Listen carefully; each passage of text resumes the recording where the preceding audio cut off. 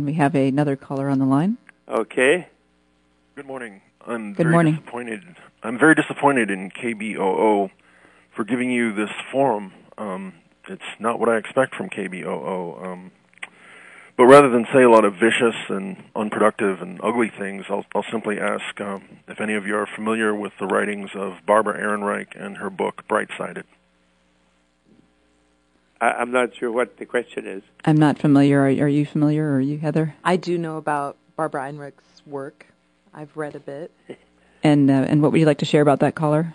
I'm not sure. He sounds upset, but I couldn't quite tell what it was about. As far as I'm concerned, the ideas that you're expressing are very hyper-individualistic. They're very existential. I see. So you feel we should be angry about social problems? Yes, and I think that's the point of Barbara Ehrenreich's book, is that we need to become more agitated. We need to become more upset. The problem in America isn't a lack of apathy. We have more apathy. All I can say to you is that for thousands of years in our recorded history, people have becoming more upset with each other about this and that, and it seems to create an endless cycle of violence and disturbance, and doesn't seem to help. Like there were great proletarian revolutions 100 years ago to right all the wrongs in societies, and what happened was leadership emerged that was even worse than the old czars and kings and so forth, and they were even more nasty because they weren't even brought up to be kind to anyone, because then they got to their positions by violence and anger.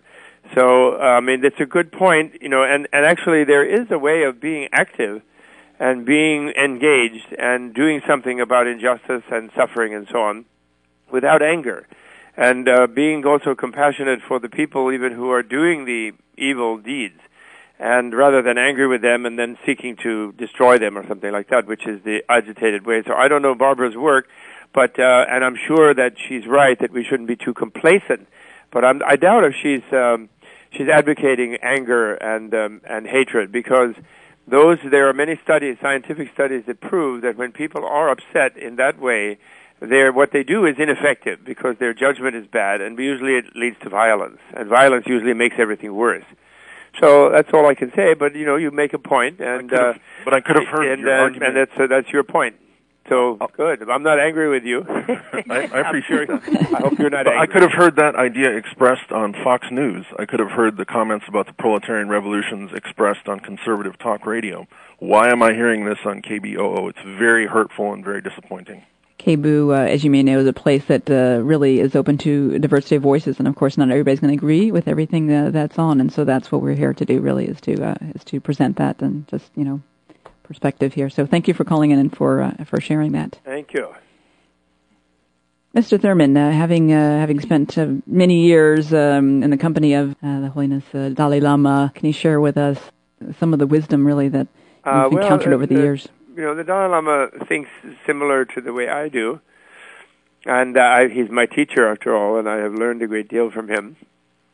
And the very key thing in Buddhist discipline is to try not to be angry, and to forgive them for I think Christianity has that element. Forgive them for they know not what they do, mm-hmm. and turn the other cheek, and if they ask for your shirt, to give them your coat, and all of this. And these are all, they never say get angry and make war and bomb thine enemy, this kind of thing. They don't say that. And as far as conservative talk radio goes, I don't think conservative talk radio promotes peacefulness. They very much want to get this person and that person, and they very much pump up fear, And fear is not useful in the sense of in public, it's used to oppress people, actually. So Dalai Lama teaches along those lines, and he is someone who certainly walks his talk in the sense that the Tibetan people have been ignored by the world. Actually, they have not been. People have not been upset enough about the genocide that the Chinese communist government is perpetrating in Tibet in order to keep the great land of Tibet, which traditionally was not their land, and which they invaded and annexed, and are occupying with troops and so on and settlers.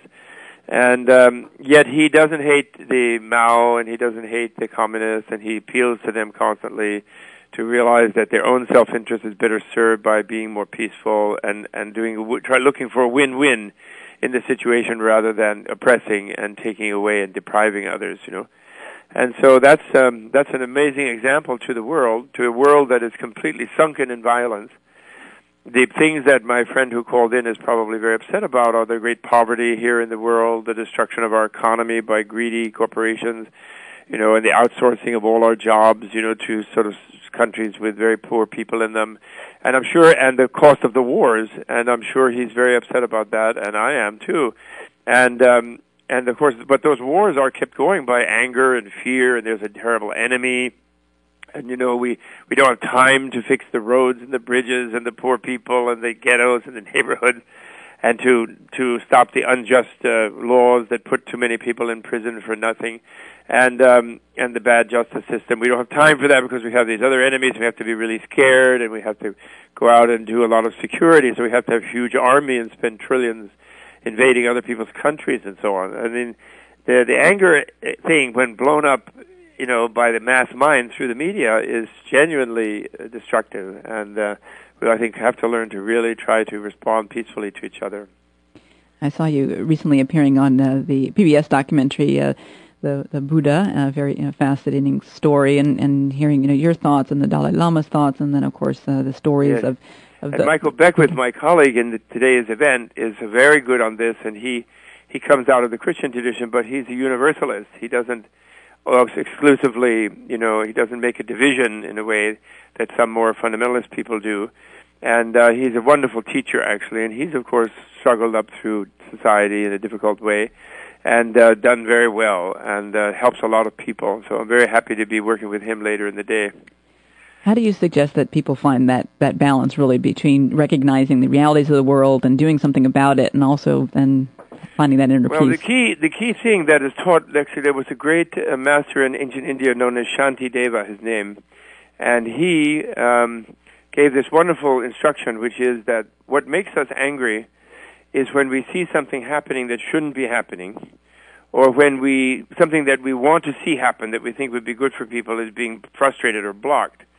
And so what he says is when you can do something about a situation, you should actively do it. And in that sense, I think I agree with what Barbara Ehrenreich really means, that we should be very engaged and active, and we shouldn't just sort of hide in our own security situation or something, or our own comfort, and we should get out and try to help people who are really being under the gun.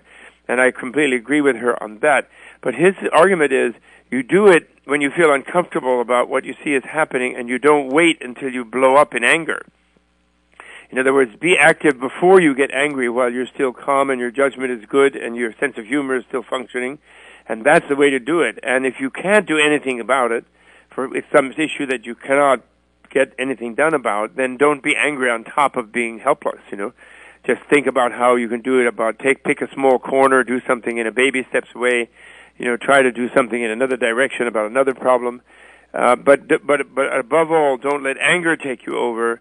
Because anger is tricky because it makes you think that you're stronger than you actually are, and then makes you act carelessly and destructively. And then you actually, it's ineffective, therefore. There's many studies that show that, And yet you can be vigorous, and you can be even forceful, and you can say very strongly what you think, like the nice gentleman who called. He strongly disagreed with something. He expressed it. That's really wonderful. But if he allowed himself to get angry, if he's unhappy now and angry and all this and upset, then he's not doing himself or anybody any good. This is the challenge and the beauty of human existence, right? Mm-hmm. I love that of the Shantideva. Why be upset if you can do something about it? Do it, and if you can't, why be upset on top of it? Makes me think of the Serenity Prayer, and knowing when is the time to make change and when is the time to not.